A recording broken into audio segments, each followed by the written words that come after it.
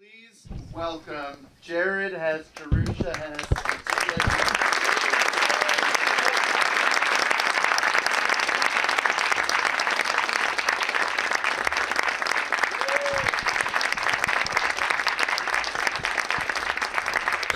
Chris and I will lean on this chair together.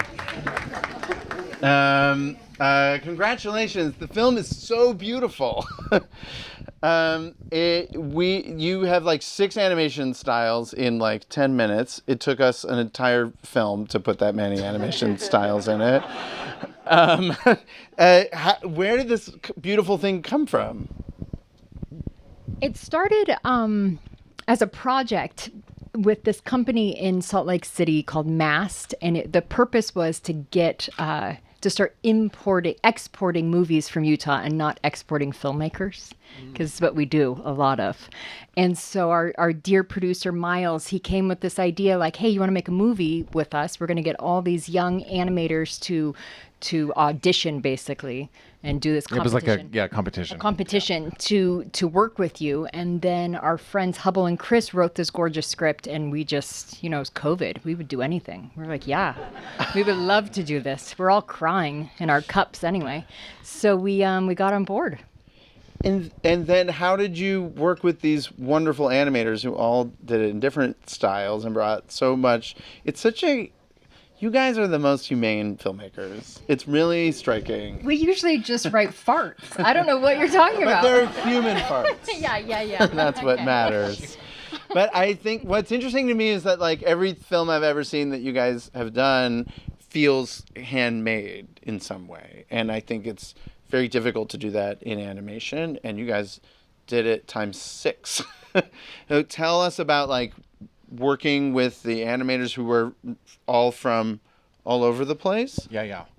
This was a Zoom baby, for sure, a COVID Zoom baby, and it took a long time, and, parts of it shut down. I mean, everyone involved, I think, was working on different projects, and so this was definitely a labor of love. But, we had a group of amazing animators in Mexico City, Gabriela Badillo, who, her and her team just did a knockout job. They did Touch, where he was dreaming of what his life could have been like. And then this amazing animator, Daniel Brousson, who did... the interstitial. Yeah, he did the main character stuff. He did all that hand-painted with watercolors, so he didn't do anything digitally. It was like all hand-painted and scanned, and you can see it. It looks so tactile.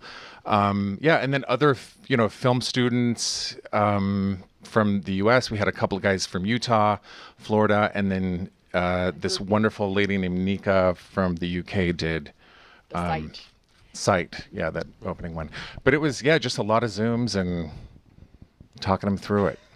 And Tim, how did you get involved, and what was it like, recording the entirety of this entire film? I got involved because they asked. And I love what you said about their humanity. These 2 filmmakers they've made such a difference in my life, mainly as a parent. The movies that they've made have been so generous, humane, funny, and in particular Napoleon Dynamite in the way it celebrated outsiders, they're anthemic filmmakers for smart kids. Can you talk to my mom about that? And so I would have done anything. I really didn't need to read the script, just to be in their universe for a tiny bit of time. And then I did read it. And was even more excited because I think it's an absolutely gorgeously lucid way to address the issue that really concerns the movie without ever beating a drum in doing so. It was exquisite on the page. I knew that in their hands it would be. It's like when I was doing "Oh Brother, Where Art Thou," Turturro said to me, the thing is about Joel and Ethan's movies is that they're better even than the script. And that's true about these two filmmakers and their ideas for using separate animators for the different senses. I just knew that I was getting to be a part of something extraordinary. Could you talk a little bit about your performance and how you guys arrived at that? Because I find it very striking in a movie that has tragic elements in it.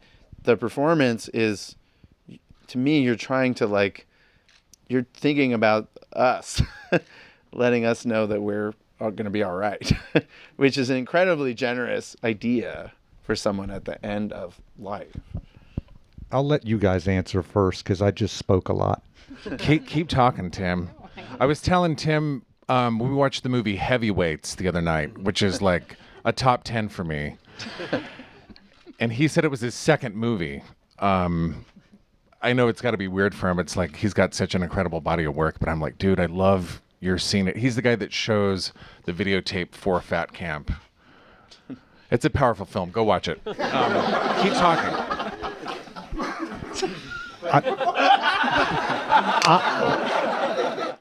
There were clues in the script about who this guy was and how he was supposed to speak, and ultimately what I wanted to do for them and for the animators was provide absolute clarity so that you don't miss every word or, no pun intended, the sense of anything, while still being true to the hillbilly roots. And then there was the added pressure of the exquisite writing, which is also heightened because he has a pretty great vocabulary, and figuring out how that worked. But it was really ultimately all about keeping it true to the hillbilly roots, but making it clear so that the acting never got in the way of the script and the animation, but added to it and propelled it. Chris Bowman, the writer, he should be down here. Where is he? In the room. Yeah, right there. Chris, stand up. Stand up. He wrote it with Hubble Palmer. Yeah, who couldn't be here. And Chris and his writing partner Hubble, they researched like literal exit interviews of inmates who were on death row in the highest. Is it the Huntsville Yeah. Penitentiary in Texas? It has the highest number of people on death row in the United States. So they just watched these over and over. It must have been a very dark time for them, and then came up with this really beautiful way to kind of celebrate the end of life. Yeah, I think that's what's really striking is his positivity and hopefulness throughout the whole thing. I think that's what makes it's funny and it's sad at the same time. And it's really a lovely balance of those things. And as you said, doesn't hit you over the head with what it's trying to say. Yeah, and I should also add, which I should have led with, that I had this guy standing with me in the booth directing me, and he just did a great job of that. So that's... I gave him some real bad direction, though, too. And he was like, I don't know about that. I tried to get him to say chonies. He's like, dude, that's an East Coast thing. They wouldn't do that on Heavyweights. He's an OG from Oklahoma, so... I didn't know that cell phone had 4 syllables. We did decide to push it. But you know, it's supported in the text. I want to point out. What, like, I'm trying. This is a silly question, I suppose, but like, what is it about your guys' sense of humor that accommodates this sort of like depth? You know, like you guys always, you know, you have your cake and eat it too. Like, does it make it harder to balance those things? Like, or does it just come out great? I think we're like natural ethnographers in our heart, and we're Right. just pulling people's stories, and we love, and we're just absorbing stories, human stories all the time. And we have big families in Utah, and so they're all odd. And so we have been collating these stories our whole lives, and I think to tell the odd story of the Right. oddball just comes very naturally. Right. That's like the humor is like a prerequisite. It's like just the starting place. Yeah, the struggle is real.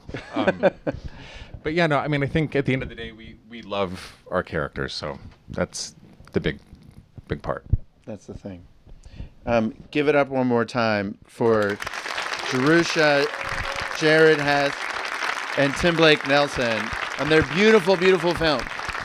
Thanks, guys. And I know you all came here to meet Phil and Chris and ask questions about Spider-Man. So thanks for coming for that. Yeah. Thanks, guys.